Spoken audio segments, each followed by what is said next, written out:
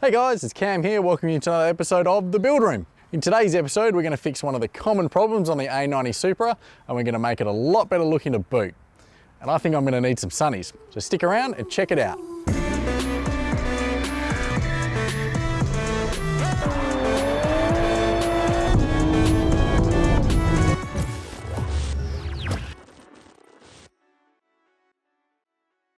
Okay, so I have a classic cars and coffee coming up, and I wanted to get a couple of little things done on the Supra.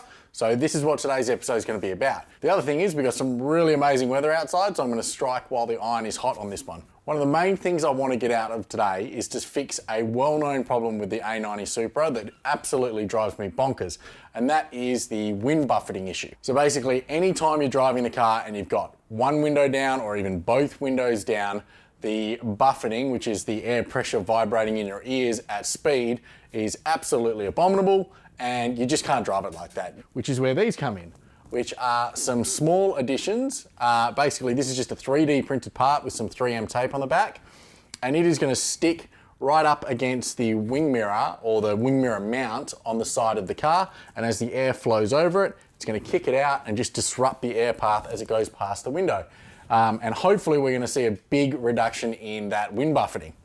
The problem with these is they are a 3D printed part, they're not finished, and I don't really want to put these onto the car. The other things that we're going to do in this episode are carbon fibre, and this just isn't going to look good. I'll have a combination of the piano gloss black that they put on cars nowadays, and then I'll have carbon fibre, and then I'd have matte plastic, which I really don't want to do. So these are going to get painted in that special deep black, and that is a specific color that I've had to order. I've got it now, and I'm going to have to spray it with a gun, which is why these have sat off the car for so long. They were built by Twisted Tuning. These are one of the first prototypes that came out. That's how long I've had them sitting in a box. They've been in a box for probably 18 months now, and there's a bunch more solutions on the market nowadays. So, you know, I'm not going to go and recommend these. They were quite expensive. Like I said, they were one of the first sets that came out on the market. And B, there's just so many other offerings on the market that I haven't looked at, so who am I to judge? But I've got them, we're going to use them, let's get them on. The other thing that I'm going to do is to get the rear wing on. So this is a carbon fibre ducktail. It's got the two little, I don't know, horns, spikes, whatever you want to call them, on the back of it. So it looks pretty aggressive when it's on. It flips up quite high on the back. This is a second-hand one that I bought. I didn't want to spend a lot. I've spent a lot of money on the Supra. I don't really want to keep throwing money at it. So it does have the old 3M tape on it, which we're going to have to get off. But I figure I'll show you how to mount this up. And while we're at it, we're going to put on some carbon fibre mirror caps. The mirror caps are really easy to get off on a Supra. You can basically just clip them off, clip new ones on, and you're away. So yeah, that's a little bit of work that I think is going to make a massive difference to my enjoyment of the car. All we're going to need to mount the wing is some fresh 3M tape, some wax and grease remover, and some window cleaner. And that's basically it. You don't screw these into the car. They're just taped on with that double-sided pressure-sensitive tape. So let's get the wing and the mirror caps on first, and then we'll get on to painting. All right, so we've got the wing down on something nice and soft so that we don't damage it. I have removed all of the old adhesive. I just used a caramel wheel on the cordless drill. That was pretty easy to get things off. You just got to make sure you don't catch it on anything.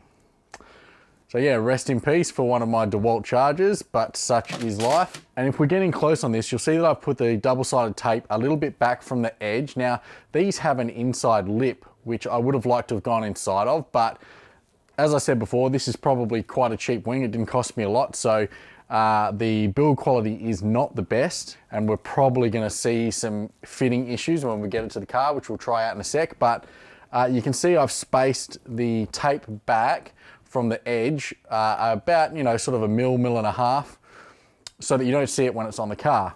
So you want to leave all the backing tape in place for now. We're going to test fit it on the car, and we're going to see areas that we might need to move the tape, or we might need to actually add a second layer of tape, because like I said, fit on this is not going to be perfect. It's better to have 2 layers of tape in certain areas and still have some adhesion than have a single layer of tape that doesn't touch the body and therefore no adhesion. So let's get it on the car and we'll take a look and we'll see if we run into any issues.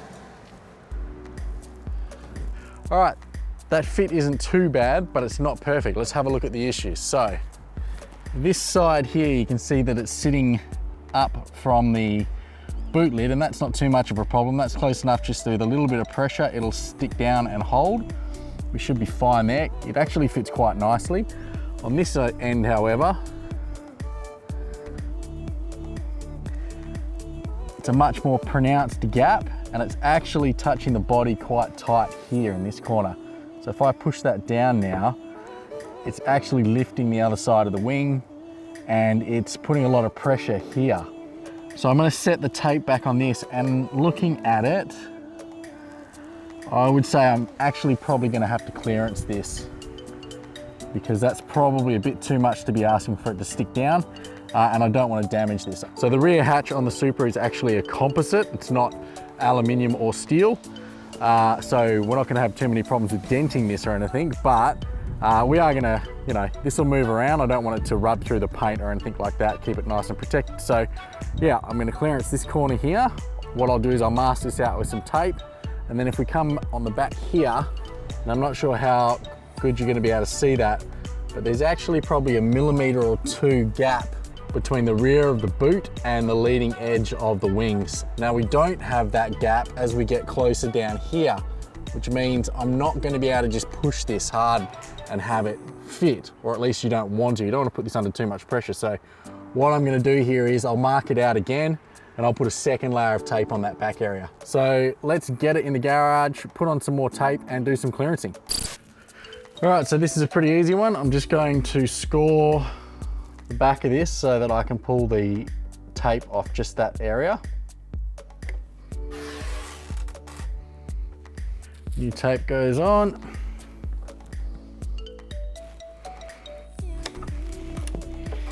All right, 2 layers for that bit. And now we've got this area. So, you know, I'd mocked this up before. I knew this was going to be an issue on this spot. So I moved the tape back, hoping that 2 mil up here and nothing here would give me enough clearance. It didn't. So what I'm going to do is take the hump out along here. Now I've got to be careful because this won't be a thick piece, or I doubt it will be a thick piece. So to be honest, if I grind through the carbon fiber, I'm really not too bothered, provided the top face still looks good. If there's a small hole in here, I'm legit just going to silicone it up so that you don't get any water ingress into the wing itself. But I need this to be clearance so that it fits a little nicer. So we're just going to do what we're going to have to do.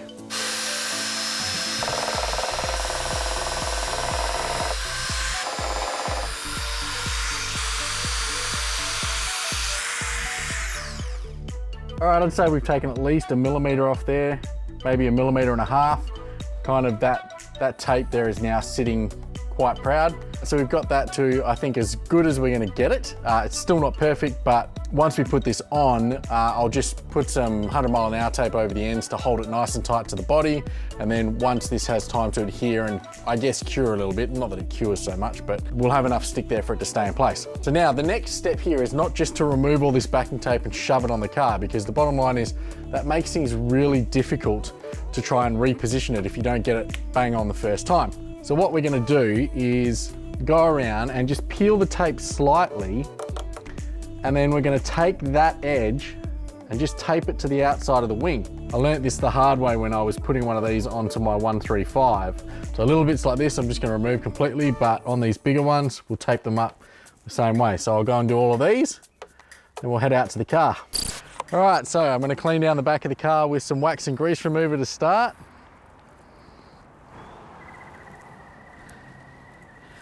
And then I like to follow up with some glass cleaner, just because it's a little bit of extra insurance, doesn't leave a film. Okay, tape's warm, the actual body's warm, it's been out in the sun for quite a while. Let's get this in place.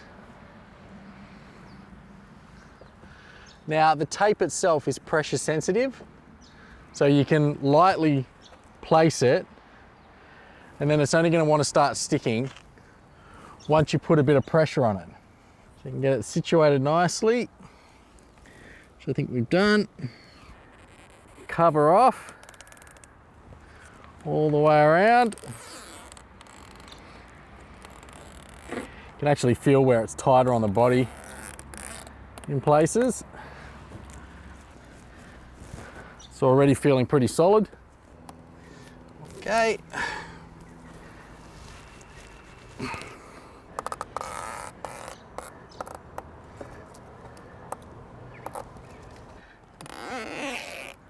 Pull pull the tape. I think I'll pull the tape on both sides. All right, have a little sun shower. What's going on here? Better get this on. And that doesn't look too bad. I haven't had to push it down with too much pressure, but I am still going to tape these ends just to make sure they have a bit of cure time on the car.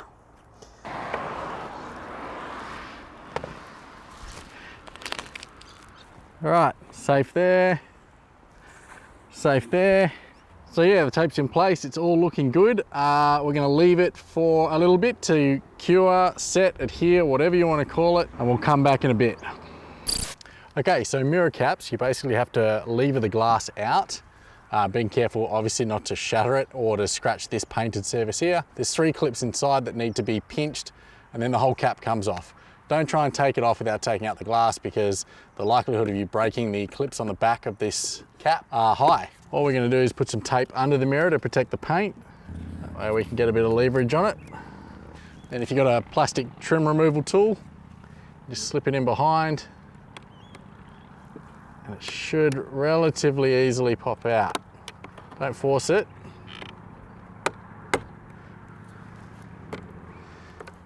Okay. One more clip at the top. There we go. Now there's some wires on the back of this. Don't bother disconnecting them. You can kind of just leave the glass to the side. I might just put some tape on the car.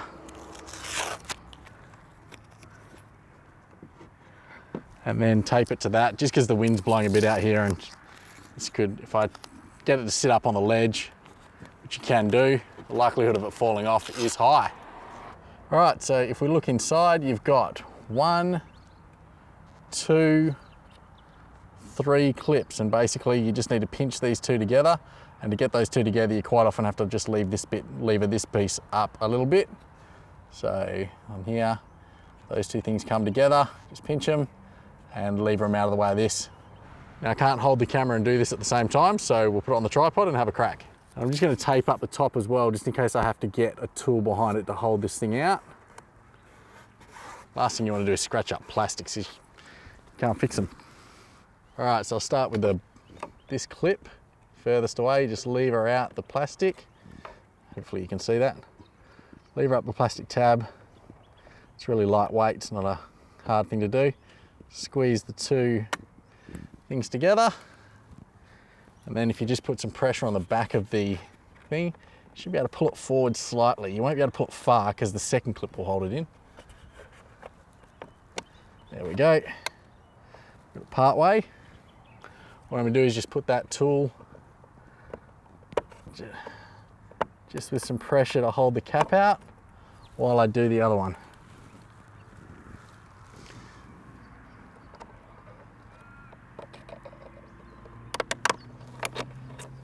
Okay, there we go, that's 2 out.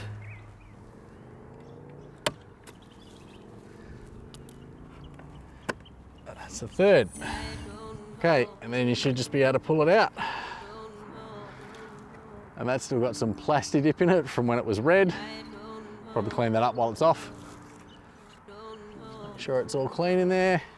And then basically this one just slides back over the top. Just watch it from the inside so you can make sure your clips are coming through in the right place. There we go. 1.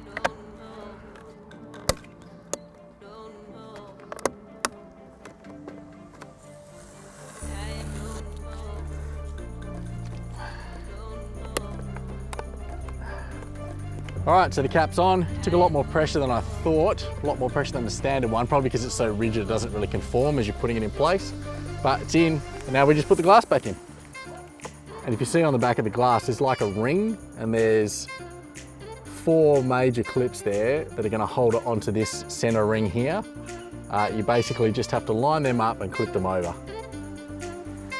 Tape out of the way.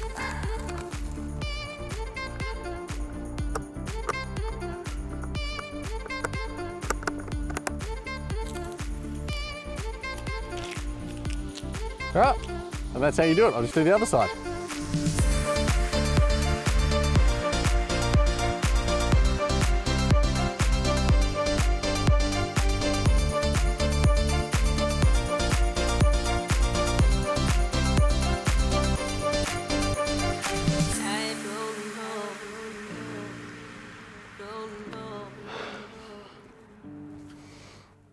Okay, so now it's time to work on the buffeting reduction. Now these are 3D printed parts, as I mentioned, so they don't have a paint ready finish on them. There's basically some printing lines and stuff in here. They're not bad, but they're not anything that you'd want to be putting on a gloss paint surface onto. So the plan here is going to be, we'll sand these back, get them ready. We will prep them with some plastic primer. Once we've done that, we have our jet black or whatever dark black you want to call it paint ready to go. We're going to have to use a gun for that one.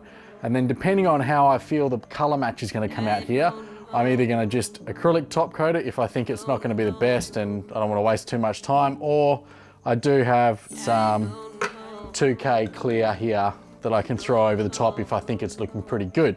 And to paint these, I'm probably just going to use my small airbrush because the full-size guns will be overkill. Now, I'm not going to go too much into the process of painting and mixing paints and paint selection and stuff like that because I'm going to save those for a future episode. We're going to do something that's a little bit more significant than these so that advice makes a lot more sense and we have a lot more scope to show you some different things. So I'm going to start sanding. We'll get into it. We'll see how these come out. Oh, and if you look behind me, you'll be able to see a heating panel that I've put into the garage. So hopefully we're not going to run into the same issues that we did in the Alfa Romeo episode where we got that fogging in the clear coat on the headlights. So yeah, hoping for a clear for this one.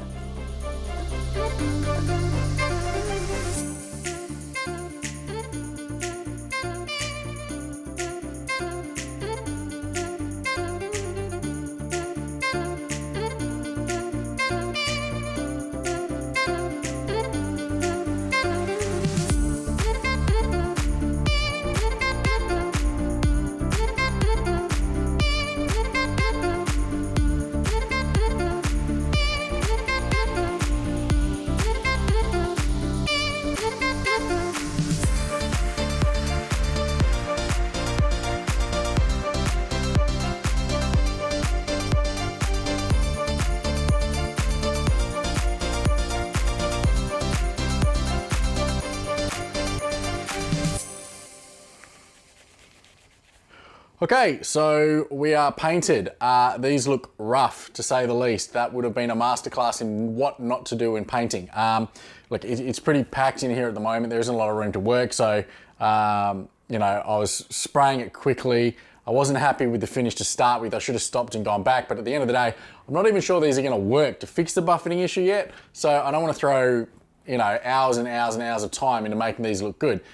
If I get them on the car and it fixes the problem and they're going to stay on and they don't look too bad, because I don't know how they're going to look even with good paint and a color match.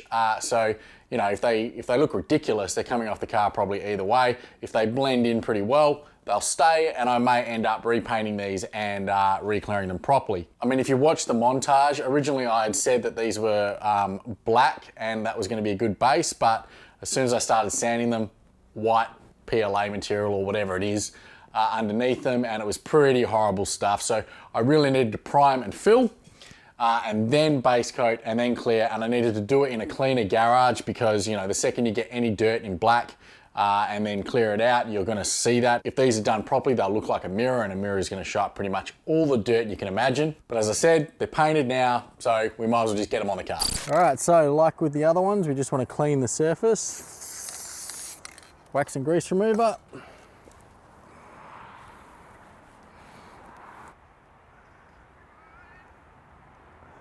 Then we're just going to remove the tape from the back. Don't have to worry about doing the tape thing on this one where we hide it. Just want to make sure that when it's placed down, that it's relatively well lined up and then pressed firmly into place. And that's it. So you can see the air path is going to come straight through here and then flick up over the lip and get disrupted. Hopefully that means less noise, and to boot it, you know, the color match isn't too bad. I'm not too unhappy with that. Next to the carbon fiber, it looks pretty good. So I'll do the other side and then we'll get a look at the car. Okay, so we're done for the day, and all that's left now is to go through some of the things we learned through this process and also show you guys some footage around the car. So the first thing I want to talk about is those buffeting reduction panels. Now, while they make the smallest visual impact on the car, 100% they have made the biggest change of anything else I've made on the car in terms of enjoyment. Forget about lowering springs, flush mount kits, plasti dip, carbon accents. All of those things pale in comparison to being able to wind down the windows and soak in the world around me while I go for a drive. It also helps me to actually hear the car because the cabin in those things is really well insulated. As far as I'm concerned, it's the single biggest upgrade I've done to date. I was actually really surprised once I got them on how much they kind of just melted into the rest of the car. They really weren't that noticeable, which is a good thing. In a perfect world, I would have liked to spend a little bit more time prepping them, and I would have used the 2K clear coat rather than the single pack acrylic that I did. But at the end of the day, they were in a box for 18 months and now they're on the car, so I'm calling that a win. I mean, the car's gone from sounding like this to sounding like this. And I think that's pretty hard to argue with. The second thing is the wing, and that one's a little bittersweet. The wing in general is good from afar, but far from good. That driver's side area just does not conform to the body properly, even after I've ground that section out. And to be honest, the clear coat on it is really thin. You can see the weave of the carbon fibre coming through, and I don't think it's good for more than about 6 months more in the Australian sun. That said, it does touch the body enough for me to feel comfortable that it's secure and it's not going to fly off. And also, if you're standing a few feet away from the thing, it looks fantastic. For me, it's just aggressive enough for a standard car. I mean, it sharpens up the look of the car enough for you to take notice, but it could honestly be a factory option. And in fact, the TRD one looks very similar. So at some point, I'm probably going to pull it off the car, re-clear it, and see if I can get it to fit a bit better. And if I can't do that, I'm probably just going to go out and buy a better quality version of that exact wing. And lastly, we've got the mirror caps, and honestly, they were a bit of a surprise.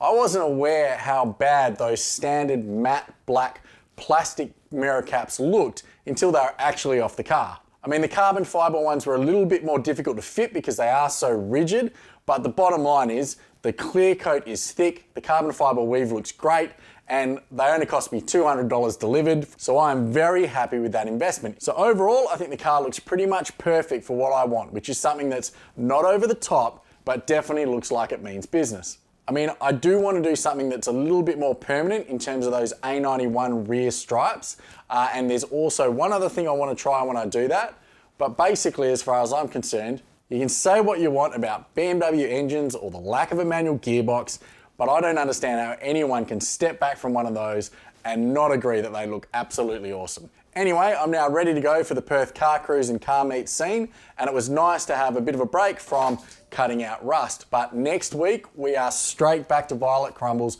with a vengeance. Until then, help the channel out and like this episode, subscribe if you haven't, and don't forget to hit that notification bell because YouTube doesn't always tell you when a channel that you subscribe to airs a new episode. And if you're new to the channel, I'm going to put a link to all of the Violet Crumbles episodes here, which you should check out, and you can see the rest of the A90 story down here.